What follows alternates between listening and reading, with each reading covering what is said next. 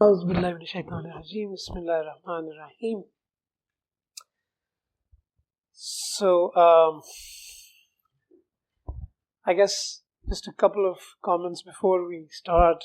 One is it's difficult to get intellectually and spiritually engaged with this much technology around, for me at least.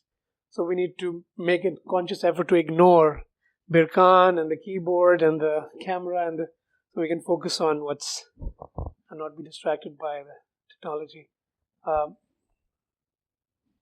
Second thing I want to say is that we can always take the attitude or position on any given question. We can take the attitude, which I'll just say it as, leave me alone, which is to say, not interested. I'm just want to be by myself with these thoughts, these questions. So, but by coming to this particular retreat, I'm just thinking that I've made the choice to forego that option, at least temporarily, of saying that leave me alone. I've decided to be with other people. I've decided to be engage in thinking about these things together. So in that spirit, just to remind ourselves that we've actually made that choice to not be left alone and to actually engage. Many of these things you've heard before, and what I want to say is that there is something to bringing things to conscious attention, as I was saying to Adam. Many of these things might be in the background all the time, but so we are today talking about something that we're trying to bring it to conscious attention and to contemplate about it as an object of thought. So my particular, so as Birkan said, the theme of the discussion is causality. My hunch is that none of us wake up in the morning thinking that, if only I understood causality, all my troubles would be solved.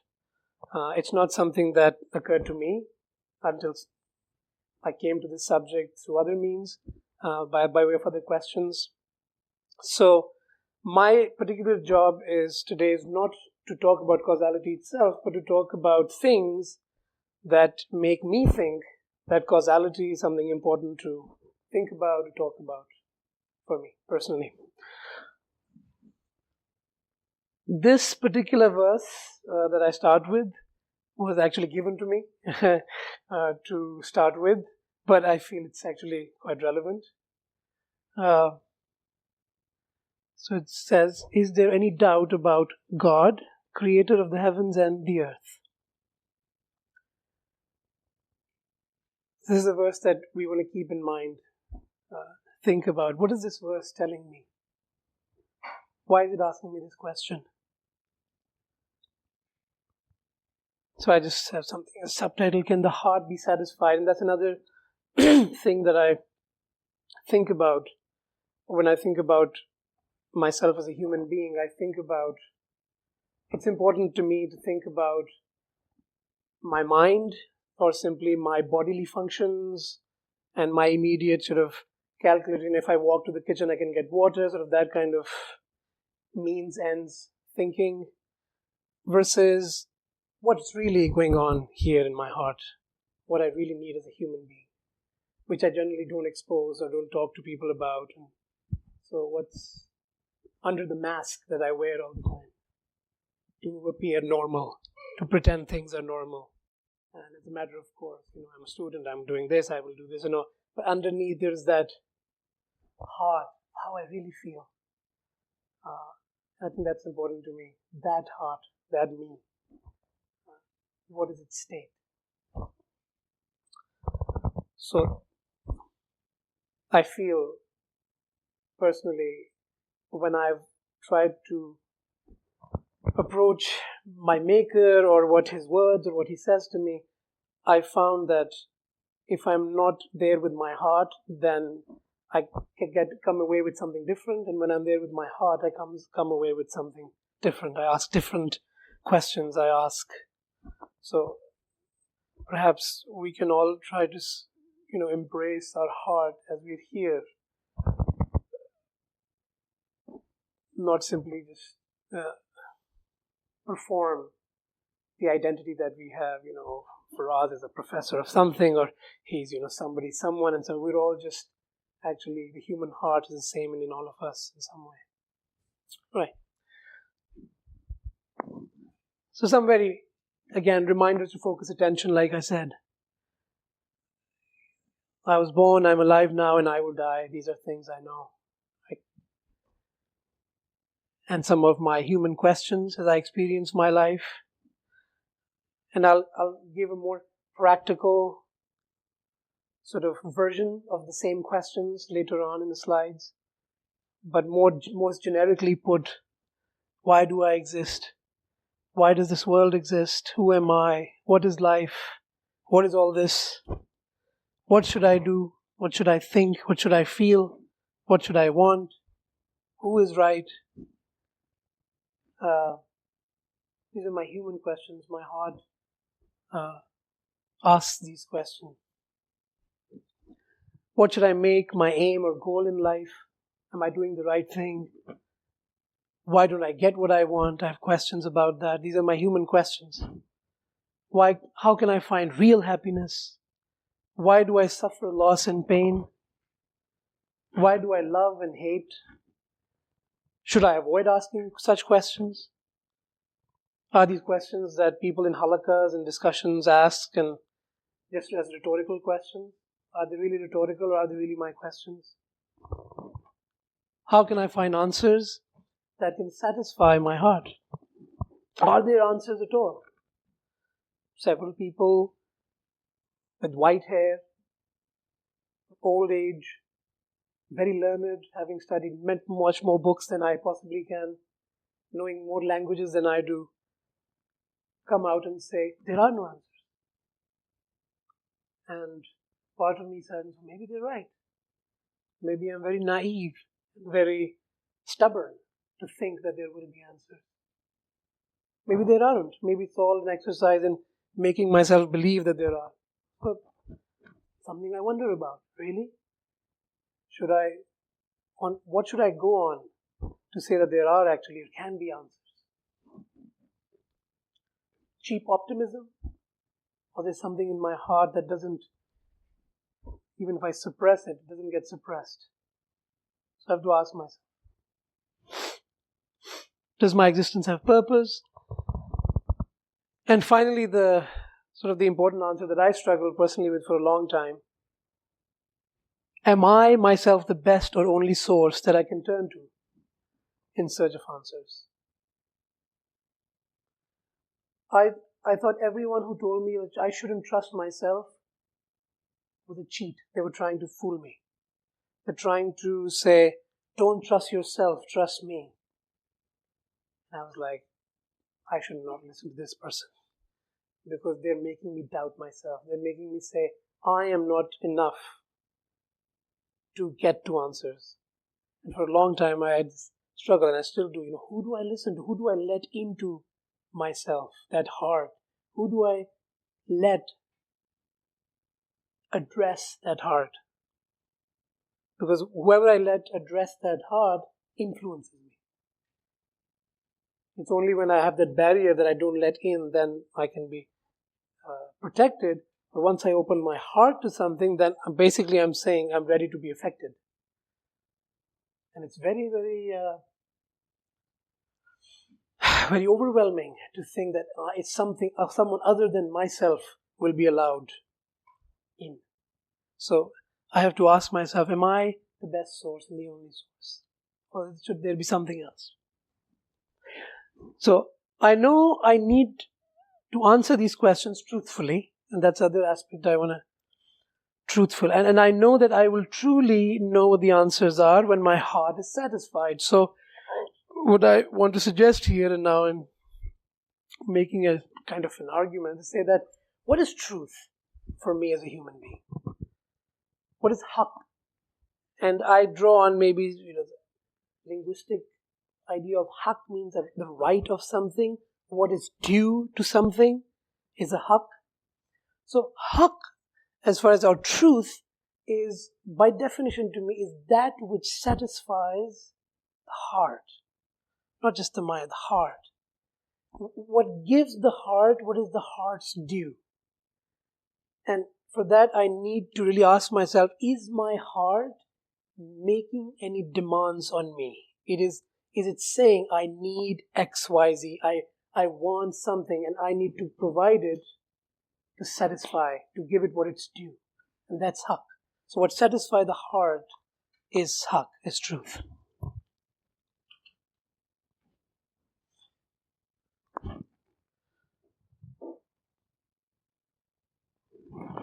So I think most people, again, I want to say most people because there will be people, would not really doubt that they need satisfaction. As a mental exercise, I can surely take that position. I don't need to be satisfied. I'm very happy being confused. Yeah, you can take that position. Sometimes we actually deliberately do that in academia to say that, let's be confused together. And that's a goal. In the interest of something bigger, that's legitimate. You can do that. Let's cultivate confusion so that we can, really see what that confusion is. But if somebody were to tell me, and that's it, that should satisfy your heart. Being confused, being dissatisfied should satisfy your heart. Find the final analysis. I can't do it. If you can do it, do it. But there has to be some satisfaction about the dissatisfaction. Even if things are not satisfactory, in their being not satisfactory should be a satisfaction. So, I need satisfaction. And when I say that I feel that my heart wants satisfaction regarding all aspects of existence that trouble it. My main doubt is, can I find such a truth? Can my heart be satisfied? That's just a Rolling Stone song. I can't get no satisfaction. Maybe some younger ones or older ones would recognize that. You can look up. Rolling Stones was a very famous American band. They had a famous song, I Can't Get No Satisfaction, which sometimes is quoted by people as saying, there's no satisfaction in the world. Buddhists love to quote that line. And the bottom, I don't know how to satisfy my heart. So the question is, I want satisfaction. If you talk enough with me, I might say, I don't want satisfaction. It's self-satisfaction. No, I want, I don't mean self-satisfaction in that way, complacency, intellectual laziness. No. But ultimately, I want meaning, satisfaction. But I don't know how to get it. How to get my heart satisfied. And personally, for me, when I was young and foolish and experiencing all kinds of heartbreak and all kinds of questions, I went to religion, something called quote-unquote religion. They said religion will satisfy you. You are like this because you don't have religion in your life. What did I do? Okay, so like I promised, so the basic existential questions that I talked about, what is my life? Practically, we may experience those dissatisfactions with questions like these. Am I satisfied about my value or worth as a human being, even as others, my family or friends, do or say things that make me feel unworthy? Am I satisfied still about my worth? Am I valuable? But my mother doesn't make me feel like that. Everyone else sort of puts me down. Am I satisfied as a human being about my value, my worth? Do I feel loved and cared for? If people are don't doing what I think is love, and I don't feel I'm cared for, I'm valued, in a discussion like this, nobody listens to me. Am I not intelligent enough? What is my value, my worth? Am I not worthy? Am I not valuable? Do I feel satisfactorily heard by others? Does my existence matter to others? Can I make a difference in the world? Is my existence meaningful? Have I done good to others? As a son, as a father, as a mother? Do I deserve love, satisfaction, ease? Am I satisfied about my child dying of cancer, other people's children's dying painful deaths, or other kinds of sufferings in the world. I'm satisfied about my life, if it's, let's say, even if I have what I think I want. Am I satisfied in a world where many people don't have what they want? I'm fully satisfied with that. Am I satisfied with the money I have, the knowledge I have, the intelligence I have, the life that I have as compared to others? I compare all the time. What do others have? Even if I was satisfied, if I was just by myself in this world, or when I see Yusuf, or when I see Isra, or when I see someone else, I say, they have that, but now I start to feel dissatisfied. Right? So, how do I feel satisfied living in a world where there is hierarchy and difference? Somebody's taller than me. Somebody's more rich than me, more intelligent than me. Am I satisfied? Do I experience dissatisfaction? How do I satisfy that? Why should I not start to try to have enough money as somebody else, or try to have something and make my life hard for me? But I feel it's necessary. I need to get that. How do I cultivate worth and all that? How do I satisfy myself in a world that asks me to leave my satisfaction behind and take on burdens? There's some just questions. You can add your own questions from your own life. I don't know how messed up your life is. My life is pretty messed up. But, whatever mess you have in your life, you can think about it and say, what does that bring you dissatisfaction? What brings you satisfaction? This is just for the visually inclined. I generally don't use images, so I just pull this off Google. I have no idea if this works for you or if this is just gross. But, something like this, like something pricks you inside in your heart, something constantly there that makes you hurt. This is just trying to visualize that. Something that hurts, doesn't feel right, can't be at ease inwardly.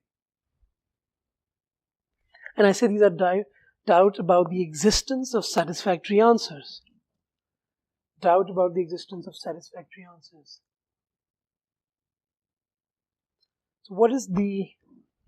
So this was what I was referring to. For me, this was like a tragedy upon tragedy. So I didn't know what was going on, and then people said, well, religion should make sense, and I went there and it didn't make sense. And that was the last resort. So they said, and this is, by the way, not completely made up. This is actual cause. This is not the words in which I had these conversations with religious scholars in Pakistan, where I'm from. But this is the sort of summary of that. That when I went to people who were supposed to have the answers to my questions, they said, believe in God. And that will solve your problems. And I was desperate to try anything. I was like, okay, I'll believe in God. And then I came home, it took a couple of months, and said, so things don't seem to be different. I still feel kind of but I believe in God. I believe in God. I kept telling myself, I believe in God, so things will be all right. Will be all right. But that will be never came. And then they said, well, this believing in God, Islam is going to solve your problem. So do what the Muslims are doing. So I said, okay, maybe that will satisfy me. I should hang out with religious people. Or they said, after this, again, the questions I put here came later. At the time, I didn't ask them, what do you mean by Islam? I should have. But I said, it seemed like they were making sense. Because everyone else said it should make sense. Islam will solve your problem. Believe in God will solve your problem. And perhaps it wasn't their fault, perhaps it was my fault, that I didn't have the awareness to ask them, and can you tell me what is belief in God? Or how can I believe in God? It felt like either you do or you don't. If you don't, you deserve the suffering that you're going through, and if you do, then you shouldn't suffer. Or you wouldn't. So this was the tragedy, and then the tragedy was also that then I was told prayer is the solution to all problems. And I was on the prayer mat, looking upwards toward the sky, saying, God help me.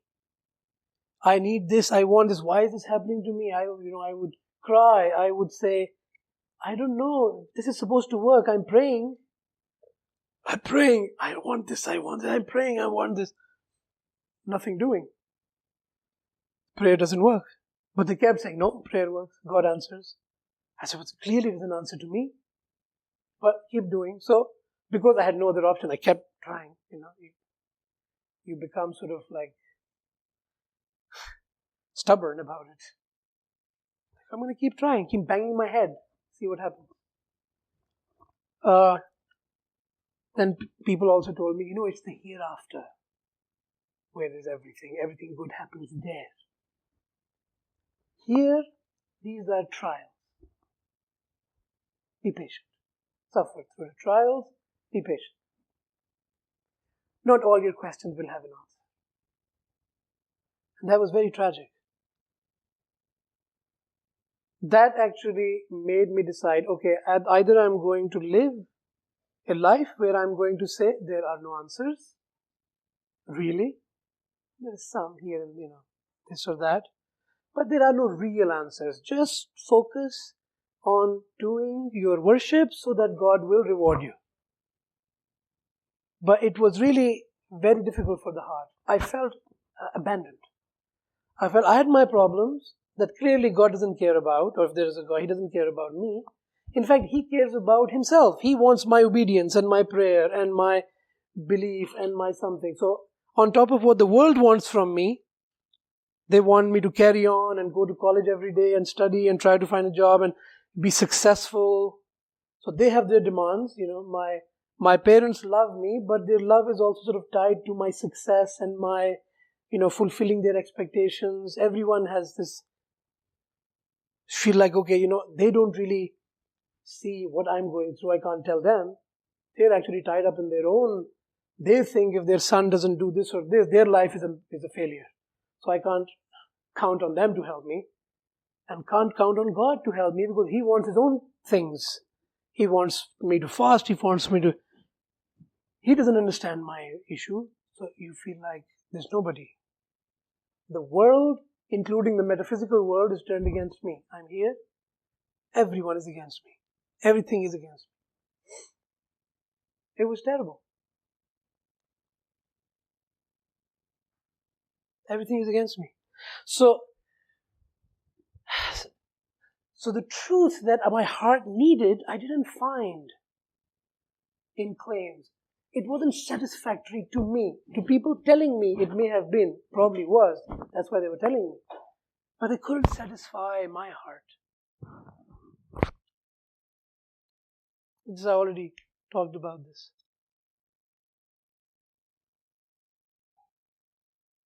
So it comes to, the question where it really came to the point, accept that there are no full satisfactory answers to this life, the world. Nobody has found answers, they told me. Everyone tried, but they have mistakes. Plato said this, but there are these problems. Some other philosophers said this, but there are these problems with this. And there's somebody else, and there are these problems. And nobody has found the answer. For us, you, like this, who are you to try to find answers? You were born in this Pakistani family. Just try to have a successful career. Be a doctor or an engineer. Get a good job. Get a good wife. Have multiple children. And that's what life is. Just go along with the flow. That's what life is. And so I had to either say, okay, this is what life is for someone like me in the world. I should just go along with my family's expectations, at least try to make my mother or my father happy, right? There's nothing more I could do. So I could just, I might as well make my loved ones happy. Forget about your own. Or I had to say, no, there's something in me that says, this can't be it. This can't be it. There's something in me. I'm trying to make myself follow this, but something in me says, no, there should be some satisfactory answer. I'm not satisfied. The heart is saying, I'm not satisfied. That's why I left Pakistan. I left my family. That's why I first decided to leave Pakistan, where I said, it's not working. this is a life, I could see this is a life where my heart will be put second and my other sort of concerns, material success, making other people happy will take precedence. And I said no. And it took about 2 years to say no to this. It takes a long time. We're afraid. We fear of being called the bad person, the selfish son who left the family in search of his own selfish satisfaction. Yeah? When you're 18-year-old, that can be pretty heavy. So now I can smile about it. I wasn't smiling at the time. So I have to say, either there are answers that can satisfy me, or it's a joke. It really is a joke. The world. I will just make other people happy who will then die, and then I will die. Sort of a joke.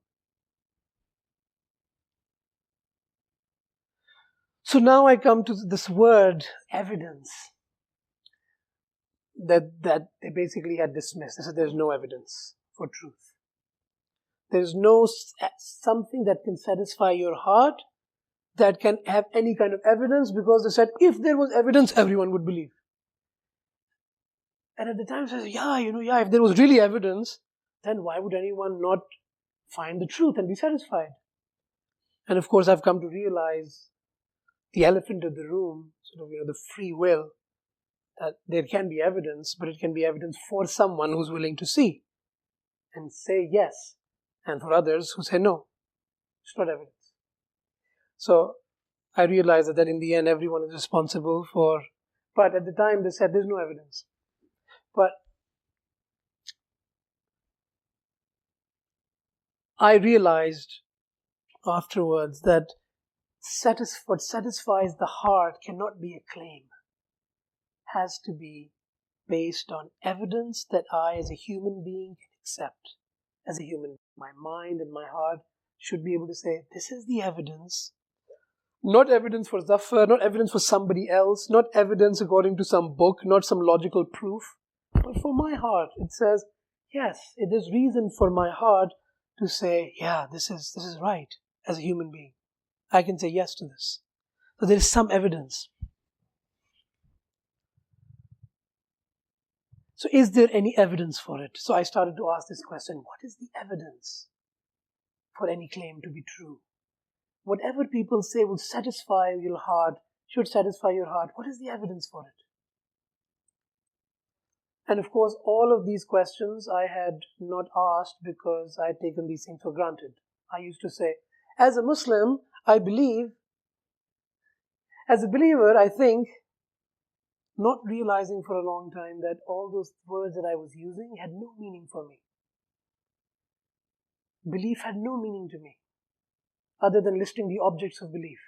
What does belief mean? Believing in God, believing in angels. I would start listing not what belief is, but how I understand what Muslim or Islam, none of these.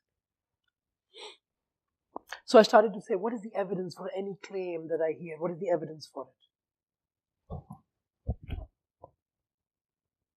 So, the heart's doubts to me,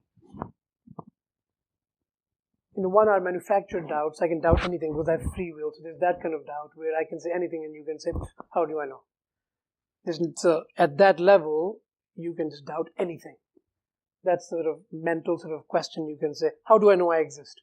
Maybe I'm just particles colliding together and you think those particles make up Faraz, but there's no Faraz. Alright, but that's at one level I can say that. But another level, I know I'm Faraz sitting in front of the computer, I'm now thirsty, so I'm going to drink water. I know this is me. I don't care about, your particles colliding and not. I am me. I know I'm me. Here I am. So, there's doubts and there are doubts. So, I experience the world as me, there's me. And my heart has doubts and I think I need evidence. My heart needs evidence for the truths in order those truths to satisfy me. That's what I came to. I need evidence to satisfy me on an ongoing basis, and that's something that other people might touch on. That what evidence means is tied to my condition, which is changing. The heart needs evidence. It's deceptively simple, because the heart needs evidence means that whatever is without evidence should be rejected. And most of the time we walk around having accepted lots of things without evidence. In which case we don't think we need evidence. So, in order to make this need real need and not rhetorical need and manufactured need, I have to go back and say, what is the truth? What is the evidence I have for any claim that I think I claim to be satisfactory or truthful? What is the evidence for me as a human being? So, now when I come back to this verse, is there any doubt about God, creator of the heavens and the earth?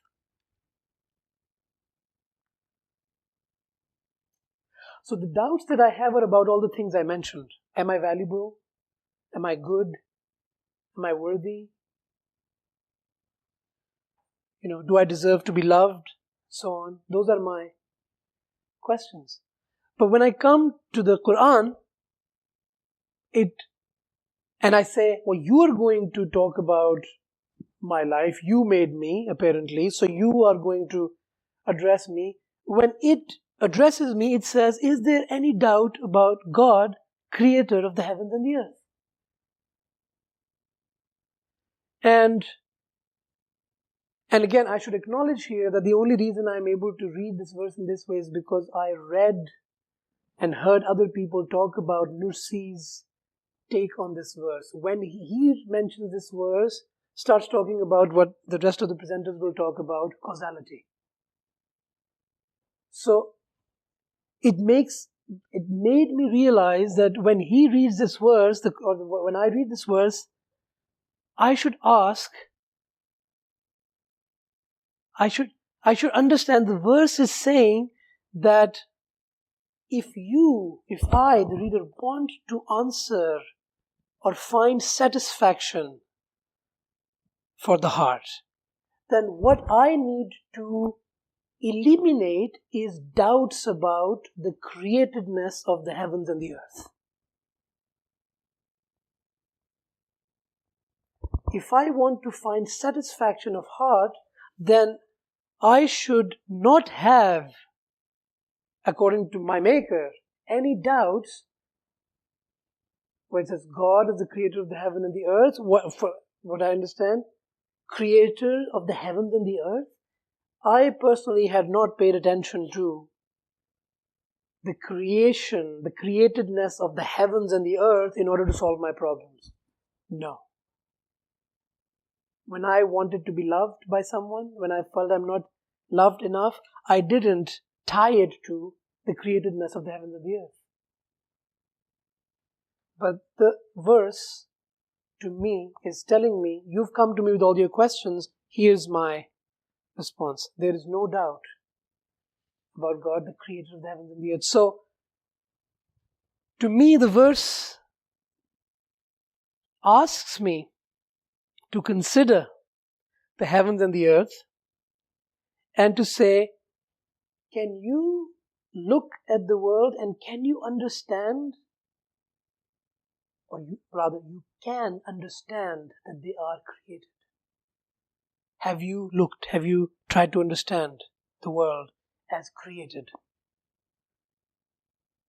And so, with all the questions that I've mentioned, I feel the Quran brings us to a rather surprising and a rather seemingly unrelated question.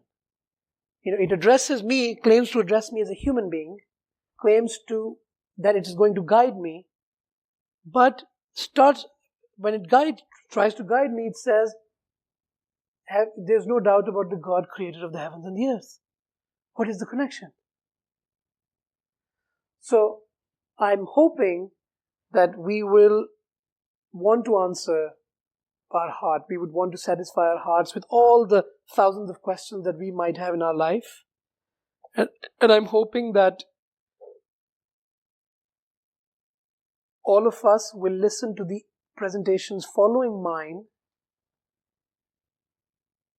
with the hope and with the anticipation that if we can understand what creation of the heaven and earth and the creator of the heaven and earth is a reality that we can witness and have truth and evidence for, that is something that will open a door to answering all other questions. We may not answer all other questions today during this retreat, but that is the door through which I would go on that path that would answer all those many questions that do not satisfy my heart. All those dissatisfactions of the heart will find their satisfaction when they walk through that door.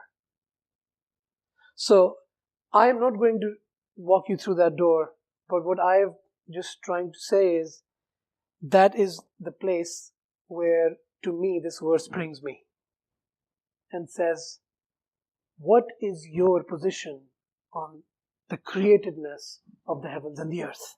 Are you satisfied? Have you satisfied? Have you tried to satisfy your heart about this? Have you tried to understand reality in this way?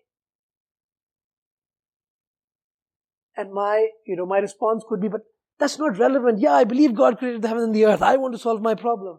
And that's where I hope the presenters will make us realize, and I speak from the benefit of hindsight because I've listened to the presentations already. But I hope that we will realize that understanding the nature of reality is directly tied to all kinds of things that seem more immediately important to us than causality. And I am excited about it because I want to all over again find and be reminded of the evidence that can satisfy my heart. The evidence that I can see, the evidence that I can, with my capacities as a human being, without prejudice, without saying, well, as a such and such, as a Pakistani, or as a Muslim, or as a someone, I believe, not in that way, but rather as a human being, this is what I witness. So that my heart is comfortable. I'm not making up something that I can't expect other human beings to also experience, as far as I'm concerned. So I'm excited about listening to the presentations and learning about the createdness of reality. And then hopefully towards the final presentation, Isra would touch on how does that understanding then actually has implications for different aspects of our life. So although the topic is causality, but my sort of take on this is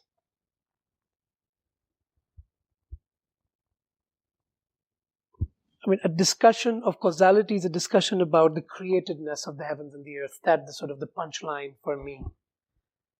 Is that causality seems very intellectual and very sort of philosophical, but it is a discussion about the createdness of reality. What is it? What does it mean to me that things are created? To have a satisfactory meaning, not a claim, but a satisfactory meaning that my heart is satisfied. And I also want to mention to all those people who have for years, which is most of us, have heard our parents or somebody else talking about these things, and Nursi, and this is Nursi's ideas. I don't frankly care about Nursi, to be honest with you. I care about myself. And we should all care about ourselves. And I think it sounds like a very, thing to say that, such a disrespectful thing to say that, who cares about Nursi? But that's a very Nursian thing to do. Nursi didn't care about anyone. He cared about himself. So as far as we are concerned, don't let that hang as a cloud on your head. Oh, this is something that is, expected. This is something that, this is what people who read Nursi say. This is what, don't typecast it, because nobody will lose but you. Nobody will, it's not going to help anyone. And it's good to go back to ourselves and raise questions about ourselves again, and really get in touch with our heart and see, what is my heart saying? And so I, as someone non-Turkish, feels that sometimes I see Turkish friends struggling with the formalism or the sort of the discourse that has become a familiar discourse, familiarity of the discourse. And I feel sad sometimes that shouldn't happen, that don't let it be familiar. Just think of your own life questions and, see if something, follow your heart and see, where it leads you. What kind of questions it makes you ask. And the only reason to me would be being interested in whatever the presenters are going to say, or Nursi says, or the Quran says, is my own question, my own need. And I should really just establish that I'm here for my own needs.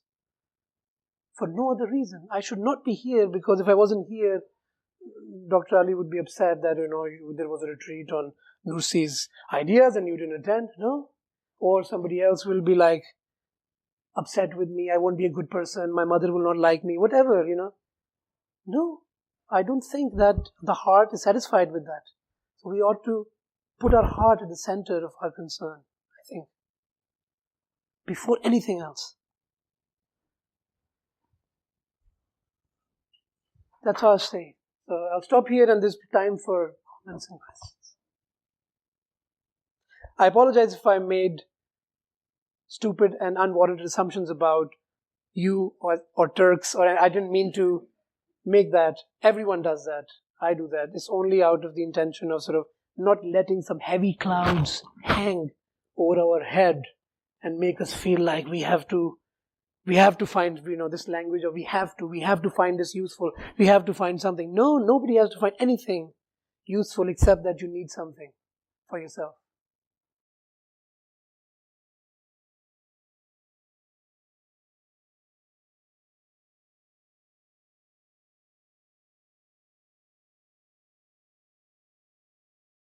I missed that point, I believe. So you didn't take this verse as a kind of, how dare you question God, right? Often this verse is understood in this way. Just I couldn't catch how you made every doubt you had to connect to doubt about God. I think I missed that point. Could you clarify that? I think you got the point by missing the point, because that was exactly what was missing in what I said. I did not connect.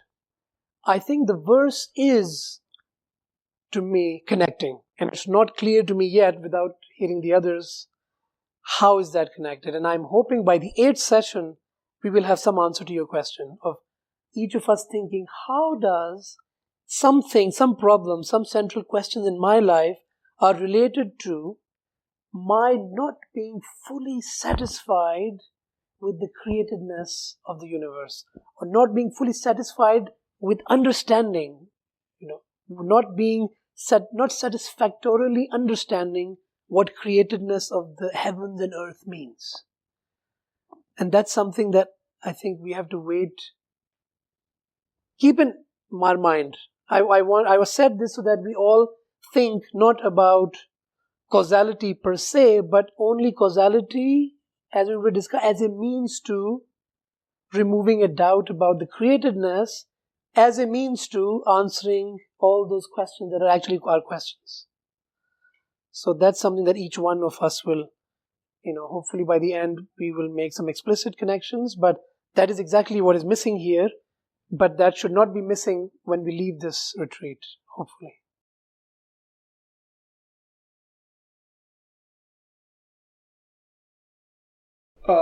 Were you not believing in createdness of the things when you were talking about those questions, like your 18-year-old times. So can you open up what do you mean by createdness? So were you thinking it to be the other way around? Or what is the other way around? I think I was not aware that there is such a possibility of my understanding of reality. It is what it is. To me, things are what they are. They're not related to how I see them or understand them. This is how it is, and this is done by God. As I see them, as I understand them, it is done by God. So later, this is again looking back, I assume that the way I understand what's going on is the only way to understand what's going on. So I did not, even if you told me God didn't create the world, okay, or God created the world, okay, nothing changes about the world to me as far as I'm concerned. But still, at that time, if I were to ask you who created the universe, you would say God created the universe, but what changed from there to now? Is it like the definition of creativeness changed? I think what changed is I hope what has changed or is changing is what I understand the createdness of the world to mean. There's actually some meaning to that phrase, at least possibly a meaning, even if I don't have. There's an awareness that there's a meaning to that phrase, a meaning that I can, as a human being, understand. It's not something that I have to repeat. So previously I said I had to repeat, God created the world. Say God created the world. God created the world. But it was repeating without any meaning. It was doing the right thing because that was the religious thing to do. So I don't want to burn in hell. So that was my motivation to say, God created the world. Yeah, I'm already suffering. And then you're telling me on top of that, God is going to roast me in hell. I would rather avoid that by simply saying God created the world. Okay, good. So I did not understand. The answer is, I had no understanding that what creation or createdness means. Did you mean by createdness of the world, the createdness of every single being in the world? Now, yeah. At the time... No, don't forget. Now. No, speak about now. Yes. No, Yes. not the createdness of the world in general. And this created of the world, this conclusion leads you to a concept of God who created the world, and I am in trouble within the universe he created.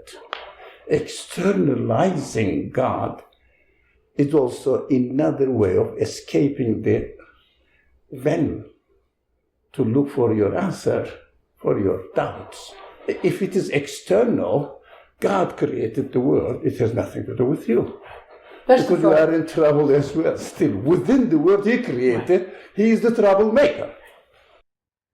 The only God I had was the external God. So I didn't call it external God because it was the only God I knew. So now I feel I was wrong about to think of that God up there and in this world that he has created and that I am in trouble with. So now I think that's very problematic. It is very problematic.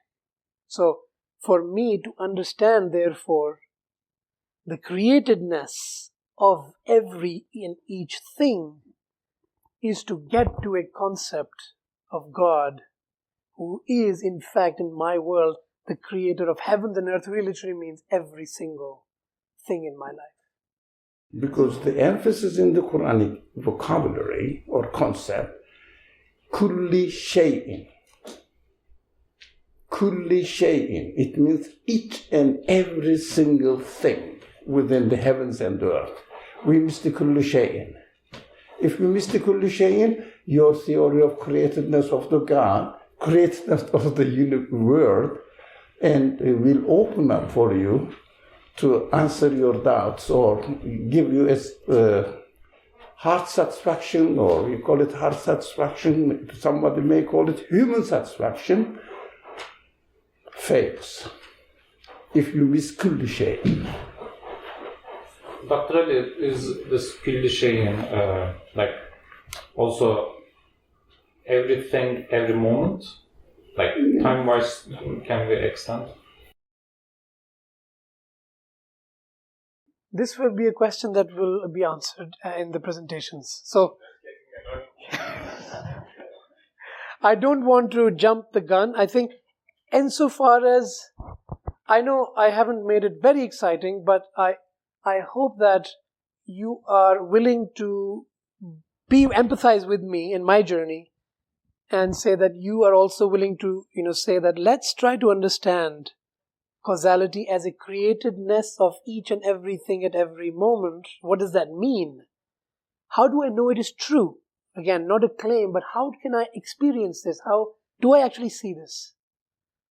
Is there evidence for it? Or is it a fancy theological claim? And so if there is evidence for it that I can satisfy with myself, then I would have come to understand a creator who is created of everything. And then furthermore, not only I will have a correct theology, that's not my objective to have a correct theology, but that to actually answer those questions that otherwise seem unanswerable, or are answerable only in an unsatisfactory manner. To actually find satisfaction in the way things are, as they are. So, and every moment.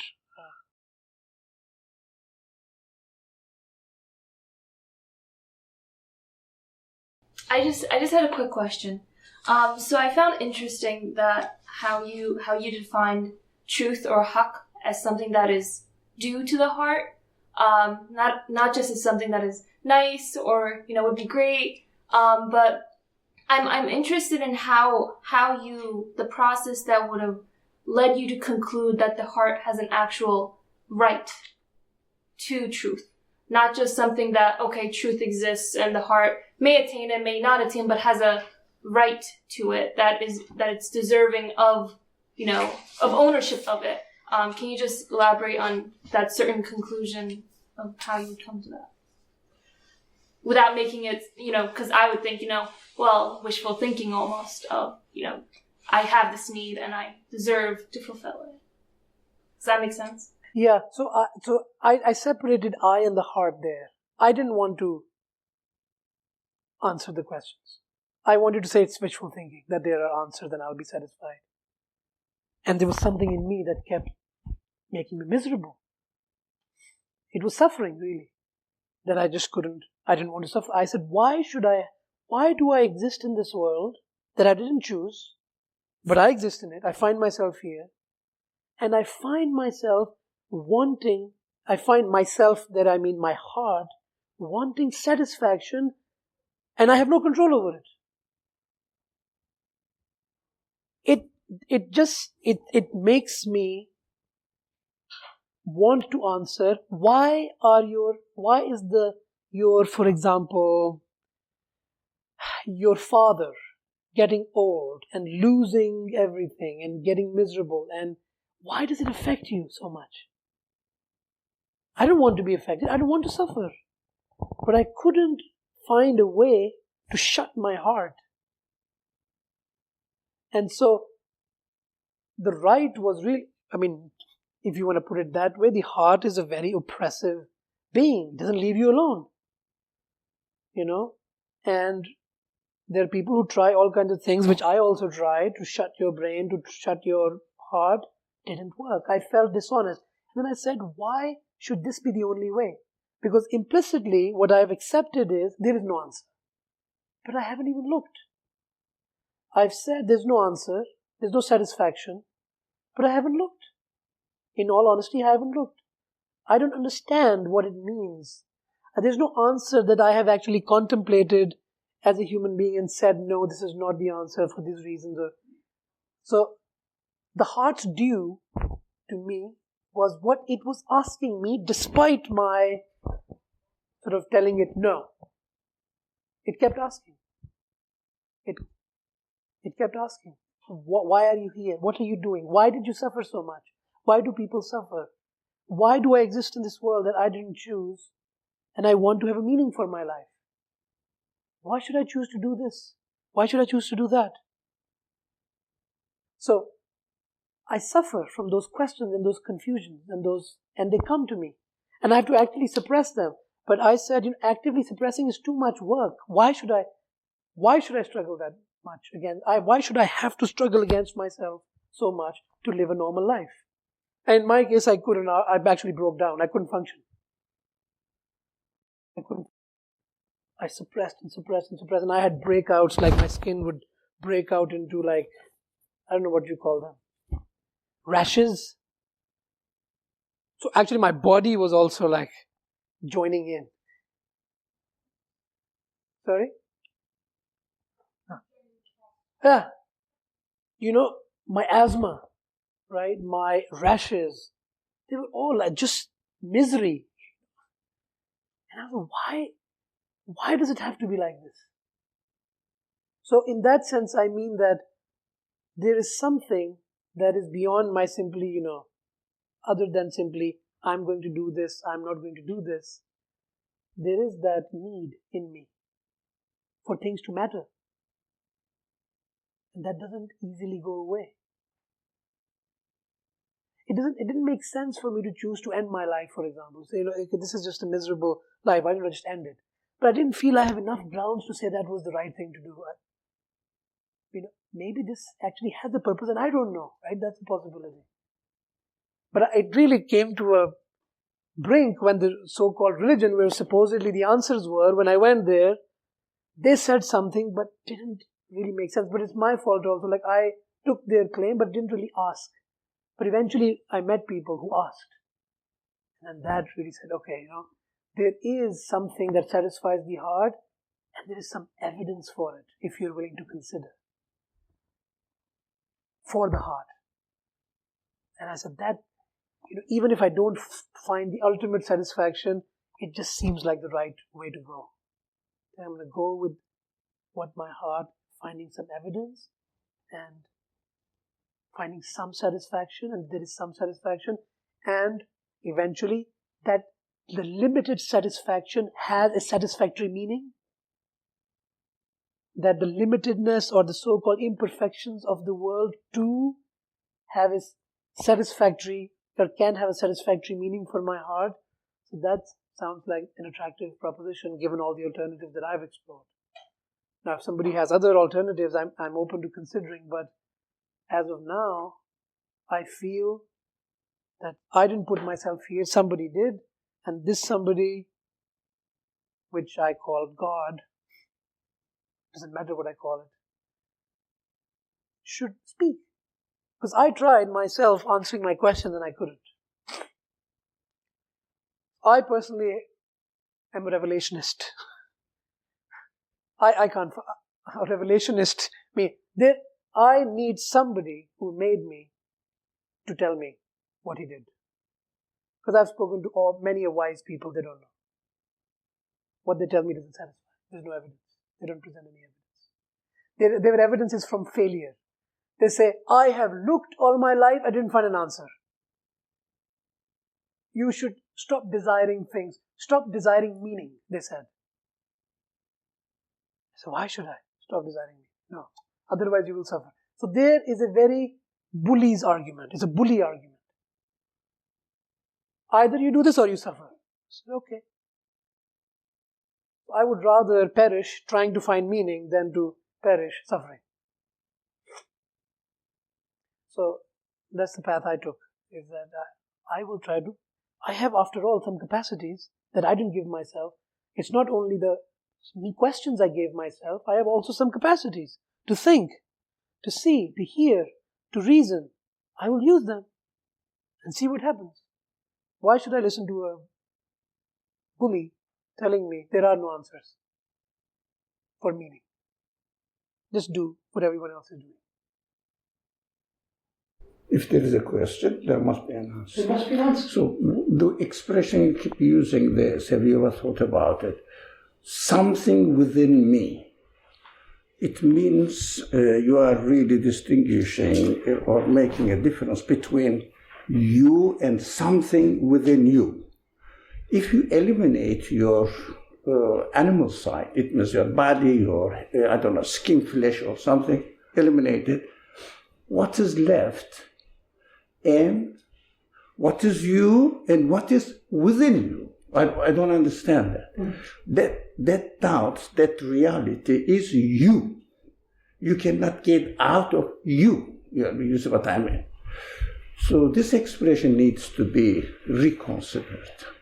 So that causes the division within human beings. I have something within me, this, I have something within me, that, which is called this, and labeling, and really dividing people into, dividing human beings into pieces, and making a disciplinary compartmentalization of human being, which causes many problems. So please reconsider this expression again. This within me is a problematic, to me, it's a problematic expression. The only thing I would clarification, so I totally agree that it's a very academic exercise to talk about the parts of the soul and the parts of the self, and I don't think it's useful at all. It's problematic. Sometimes when the first person I refer to this, I refer to as myself in two different sort of modes, me in the mode of not accepting my reality, resisting to, saying, no, I don't have a problem. That mode of me is one mode. And another mode where I identify with my problem. Yeah, this is my problem. This is me. But it's very heavy to be there. So you almost force yourself to distinguish yourself from it and say, no. I am going to go and watch a film with my friends, whereas something in me has a problem of meaning. So then I can actually try to enjoy the movie that I'm watching, or like a game of soccer that I'm playing. So because that heart cannot go and play a game of soccer. That heart is dying and wounded. It cannot enjoy. The mode is nothing but you yourself, as a human being, having free choice. Yeah, exactly. That's nothing more than nothing more than this. It's a mode of, it's a choice that I make that ends me in this way, and another choice when I actually identify and accept that I really am aching inside for this. I don't know what I'm doing. I don't know whether this is the right thing. I don't know what. Then there I am. There's no division there. That's who I am really. So I understand.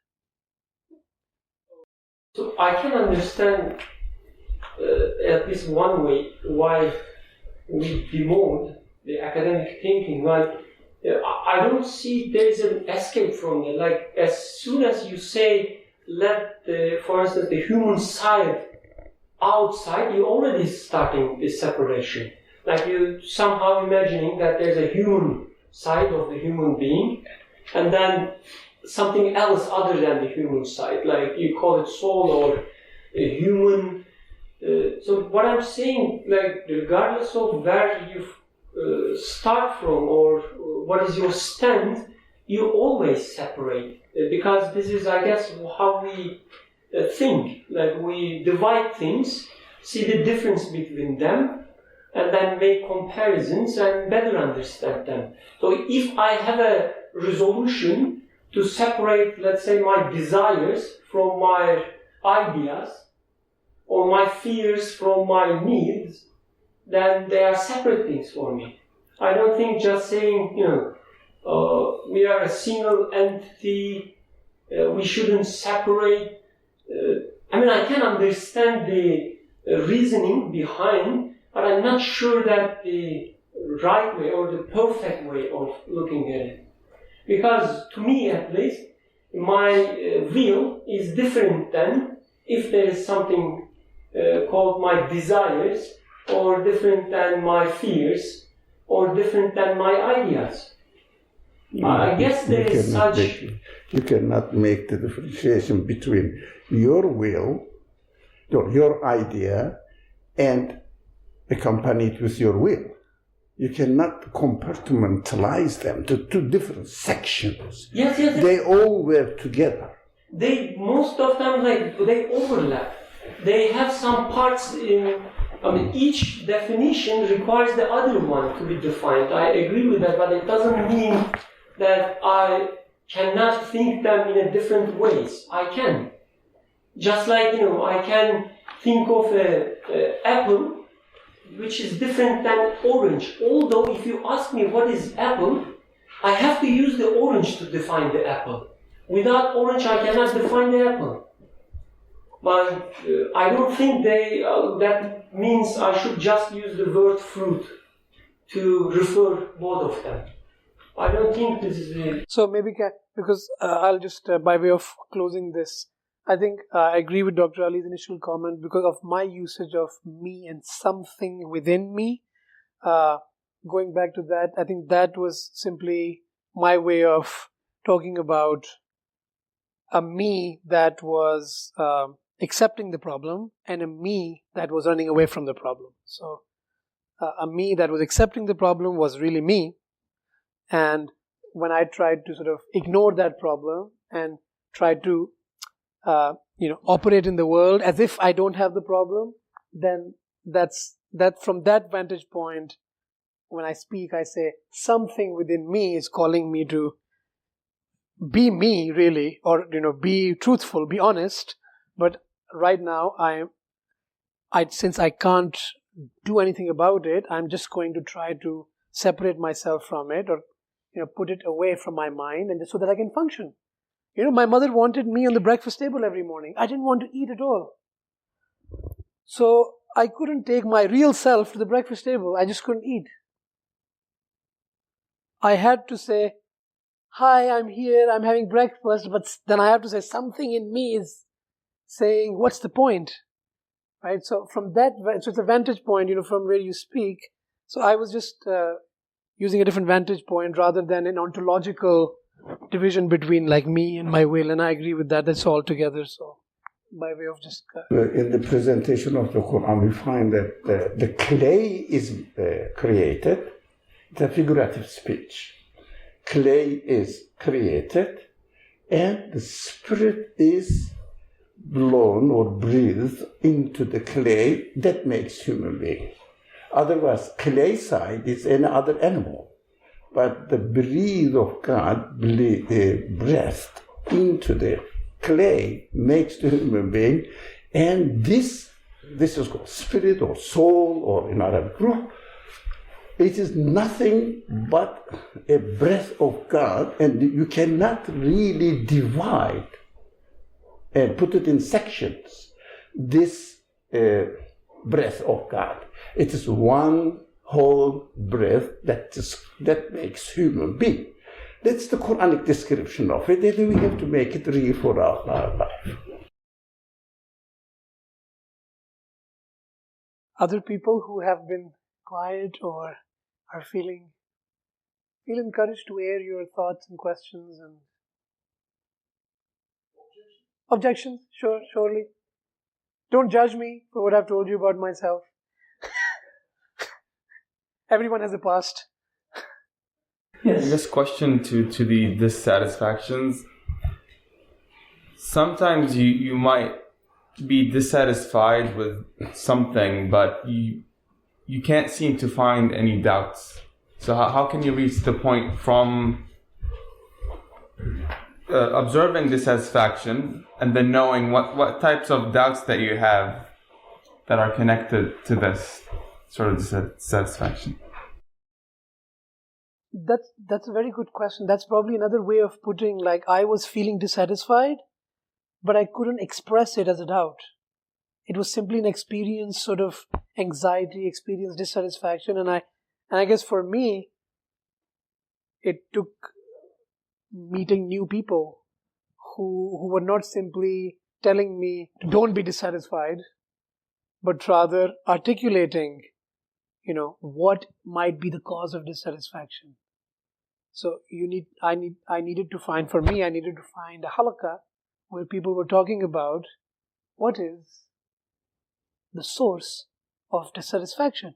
A source of dissatisfaction that can be expressed in language, that can be related to my understanding of the world. I had to find such people.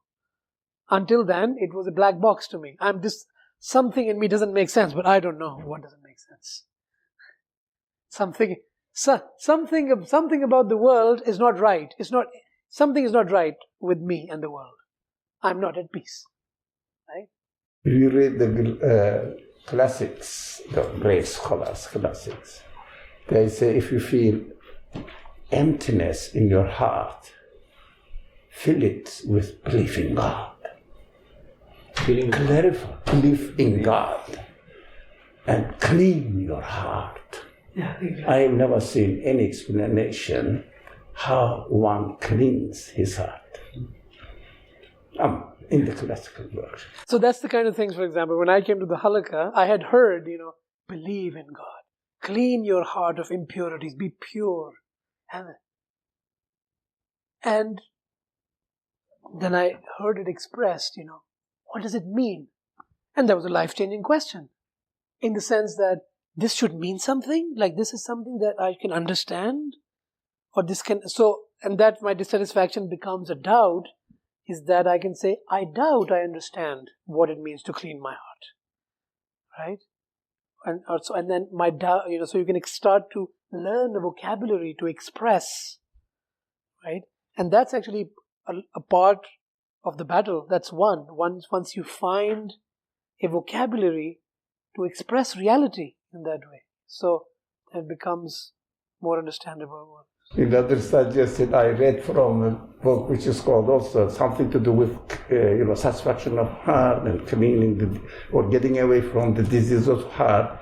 The book from the beginning to the end kept saying, keep away from doubts. Keep yourself away from doubts. Hard. So it is very, how do you say, not cultivate. It is not a very cultivated area. How to keep away from doubts. That's what I think the rest of the discussion will be about. 23rd flash tries to do that. Just tries as much as you can get out of it. Right. Sorry, if I saw him first and then yes. So this one might be a long question, but it seems like doubt is what raises the question. Answers may be available immediately, but through investigation of the evidence, one can come to a conclusion or confirmation to kind of answer or fully be content or satisfied with the initial doubt.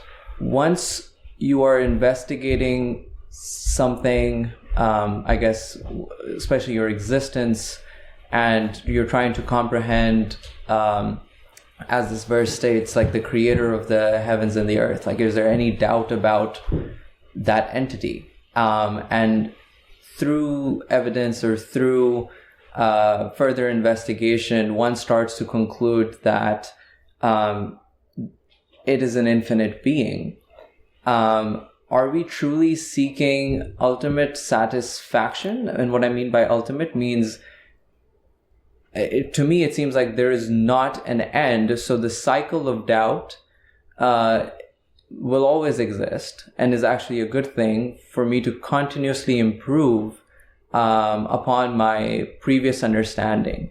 So the question that you had there, can the heart be satisfied?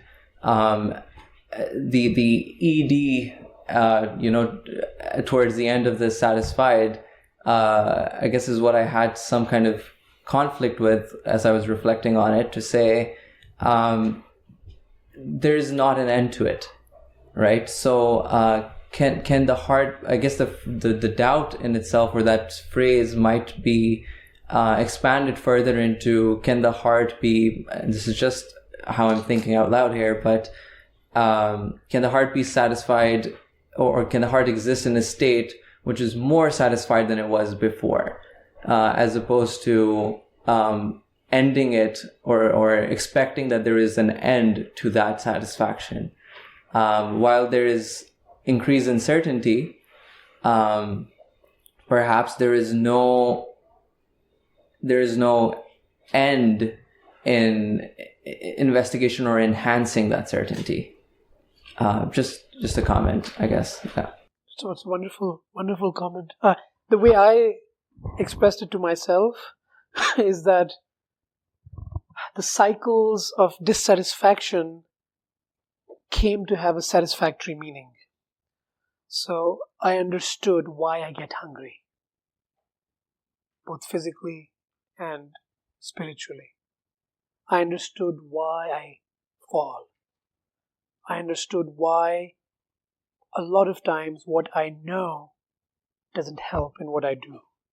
I fail. But that fall of Adam came to have a real meaning. It became meaningful to me. That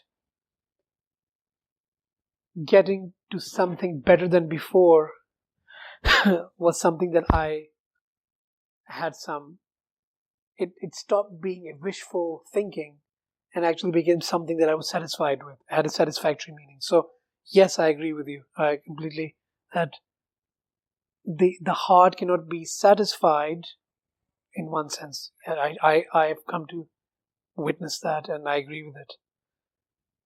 And yet I also think that dissatisfaction, the limitlessness of satisfaction, is no longer for me an argument against looking for satisfaction, if that makes sense. There's a presentation coming later that is on belief as a never-ending journey. Yeah, I was just saying there's a presentation that's coming later to Brother Qasim's question point that's about the continuous nature of belief and renewing of faith, which so I think it's more of not a complete satisfaction within this world, but it's a facing a certain direction or being on a path of something and understanding that you take these changes that are happening and you're in the direction of interpreting them the right way. And that's what that direction that you're facing is what gives the heart satisfaction. As a final comment, sorry, Isra had a hand, I had seen, so, and then you, yes. Please. I wanted to say that this question came up a couple times. How do we connect our dissatisfaction, our heartbreak? You mentioned heartbreak too. How is that related to my having a doubt about creativeness of the heavens and the earth, or about God? Initially, it looks disconnected. Initially, it looks, the question about God is more question about existence of God. Maybe it's a more intellectual question, but I'm really worried about working out this relationship with this person, or I'm having doubts about, am I worthy of anything? And that doesn't seem to be a question about my creator initially, but I think one of the crucial things about this retreat is to really say that no, actually, something like heartbreak, for instance, it is initially looks like it's nothing to do with the way the world is being created or who's creating the world. It's just I fell in love and the person didn't return the love, and I have a heartbreak. I'm having this crisis. But then as we unpack this, it is really about, among many other things, our yearning for the beloved, that we thought this is it, and then that person is not returning. How is that this person is so beautiful, but says no to me? And that is a way of asking the question, what is the source of beauty, and how can I relate to it? And it turns out that I thought this is the source, and I idolize it, and that's the pain of the idol. But initially it looks like, no, this has nothing to do with, I do believe in God. Yes, God created everything. It has nothing to do with having a doubt about God. It's actually a crisis about the Creator. It's just that what we mean by Creator expands in this process, and what we mean by me in relation to the world expands in this process. And interestingly, in this verse 14:10, it right after this sentence, it turns to talk about personal human connection. I actually want to read the verse out loud. Maybe is that? Please do so. Yeah. استعيذ بالله. قالت رسلهم أفي الله شك فاطر السماوات والأرض يدعوكم ليغفر لكم من ذنوبكم ويؤخركم إلى أجل مسمى قالوا إن أنتم إلا بشر مثلنا تريدون أن تصدونا عما كان يعبد آباؤنا فأتنا بسلطان مبين. Said the messengers sent unto them, can there be any doubt about God, the originator of the heavens and the earth? This is the piece that is perfectly legitimate and to just take this and unpack this. But it's also good to kind of see what comes right after. It is He who calls unto you. That's very striking to me. Like it's He who calls unto you. So Creator of the heavens and the earth is seeking me, is calling unto me. And then so that He may forgive you of your sins. And that can be explored further to forgive you, although remorse, regret, dissatisfaction, disappointment can be under this, and grant you respite until a turn.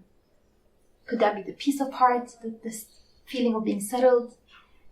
And then their response is, no, we'll follow what our forefathers did, unless you bring us a clear message, clear proof for hand. So we do need proof, we do need evidence, and all of this will fit in back to what it means to find our way in the world. It's not an external question, who created me and the world. It's really it's an answer to an inner journey for peace and for satisfaction. So, she's the last presenter, and we're going to ask you to actually make those connections. I would like us to keep that mystery alive for the 8 sessions. What is the damn connection between the createdness of the world and my problems, right? This is yes, there are answers, like she said, she pointed to, but we're going to have to expand that. But yes, because that's what the Quran starts speaking about it. And we take it for granted that this speaker knows what I am and what I am feeling and what I am here doing. So there must be a connection. And I think that's what the connection that we take for granted. We don't think there's a connection. We think it's, don't tell me about the creativeness of the world. Tell me about love. Tell me about, something. Well, there's a dots that join these, and we're going to see how these dots join. Yes. So 5 minutes?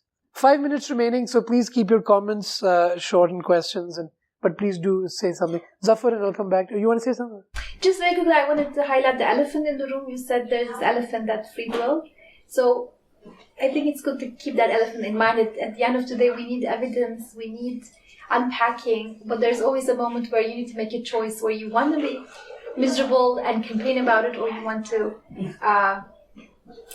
find the answers and have more peace than you had before. And there's so much we can go with communally together to a space, and then beyond that, it's really an individual choice. Yes, good point. Zafar?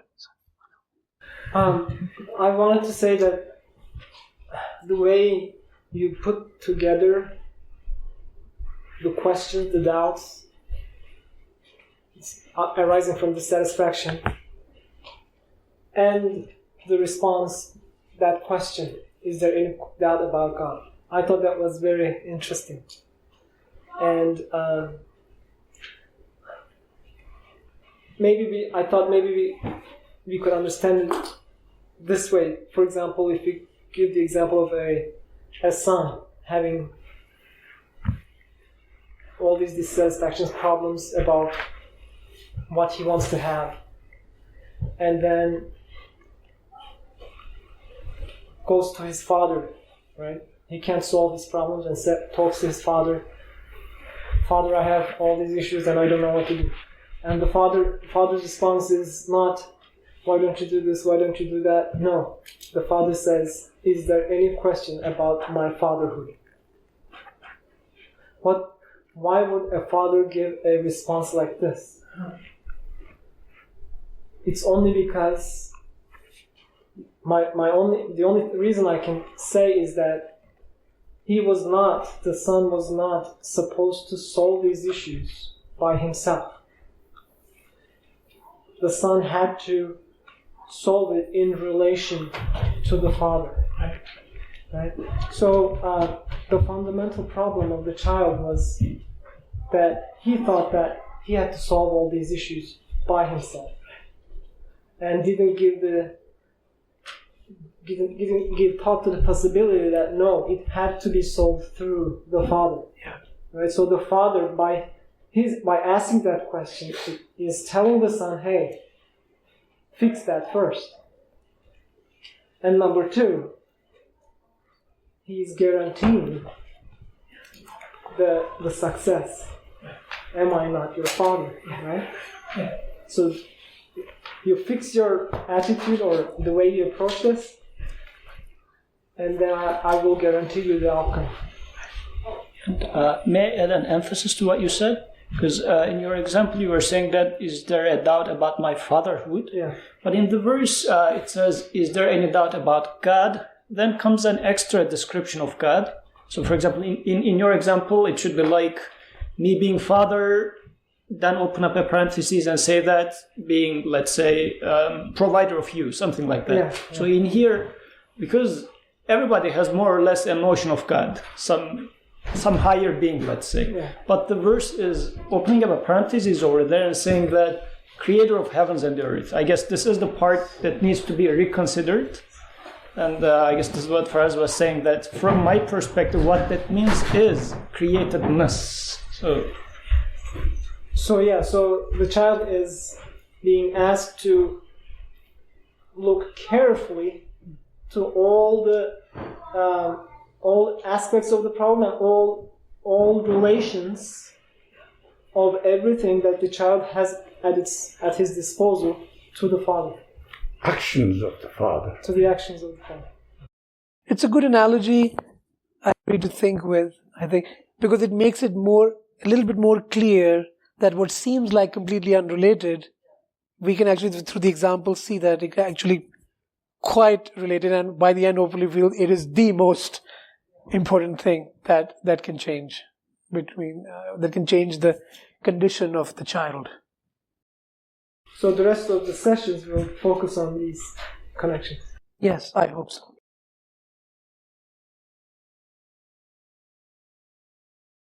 Brother, you started with your dissatisfaction, and I understand that. I think I'm in line with you, but my question is it the only way for us to, let's say, study the existence? Can we become proactive and focus on the existence just for the sake of studying? Or are they overlapping? What do you think about that?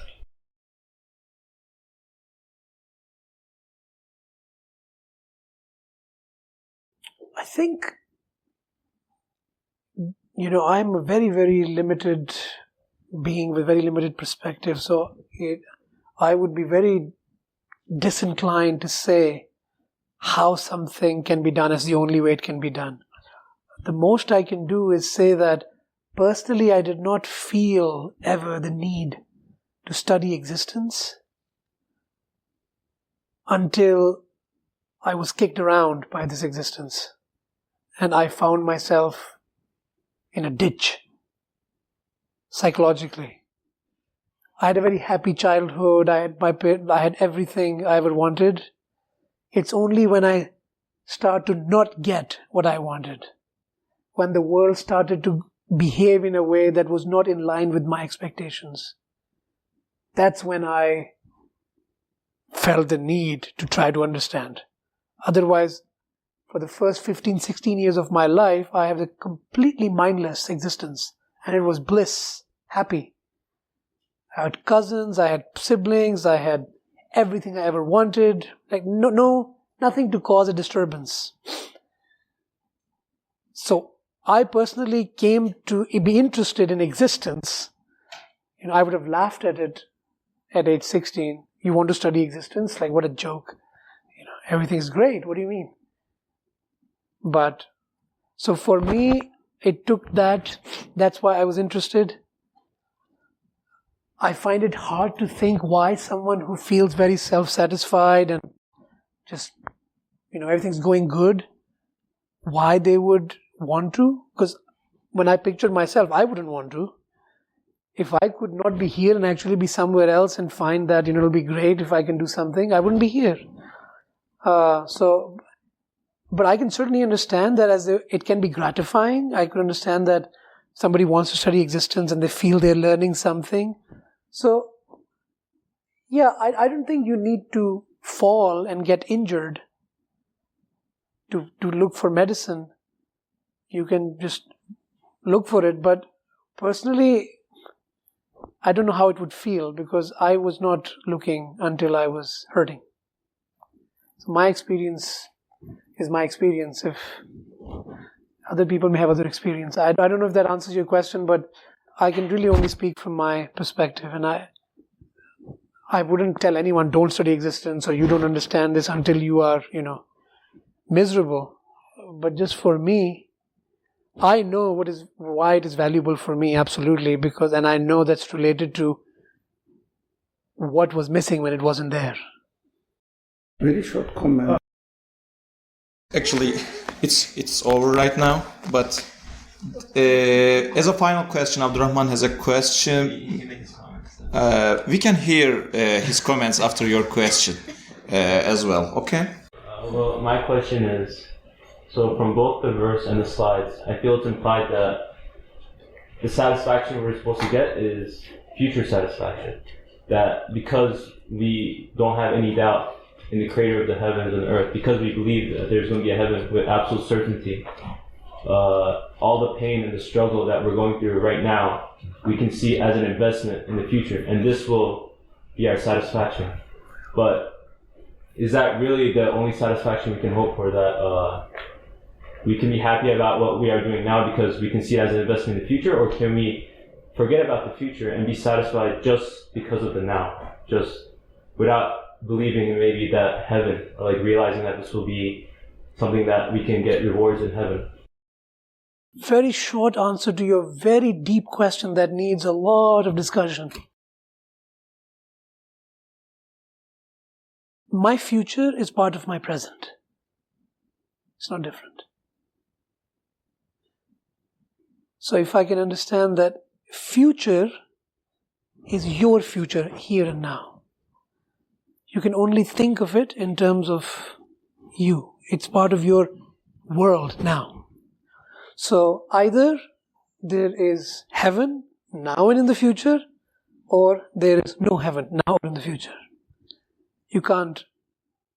It's a trick of the imagination to me to think that there's a future investment that's really very great, but that certainty about a future investment has no implication now. If I give you a ticket to Florida, and let's say you wanted to go to Florida, I don't know why you would, but so, and you have a ticket in your hand. You said, this is my future. After 8 hours, I'm flying to Florida, but I feel kind of miserable. I'm not excited. When I go there, I'll be excited. Doesn't make much sense. If you're sure you're going, then you feel that future now. But if you don't, if you have the ticket, but you're not sure really whether I will get there or not. So I'll be happy when I get there, but right now it's just who knows. Then you won't. So that future and that present is only imagined to be distinct, and it is taught that way by scholars or by people who supposedly talk about God, is that there's a future that's really good, so invest, but feel like you're a beggar right now. No, doesn't make sense. If you are investing, you should feel like a rich man, if it's truly investing. Or if it's just something kicking the can down the road, since I can't really feel very good right now, let me just say that I will be happy some other. That's wishful thinking. That's a heart, that there's something to it. The heart is made that way.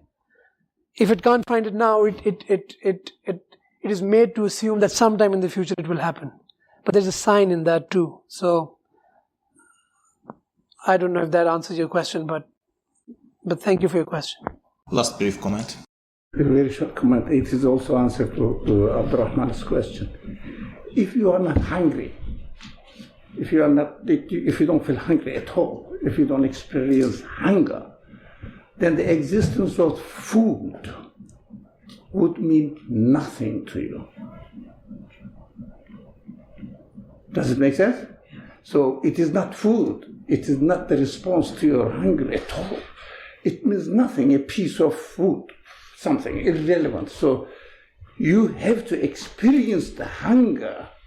Then you will realize the existence of the food, and it is a response to your food. So if you don't experience the question, the need of something, you would never experience the existence of the answer to your need. That's so obvious. Thank you.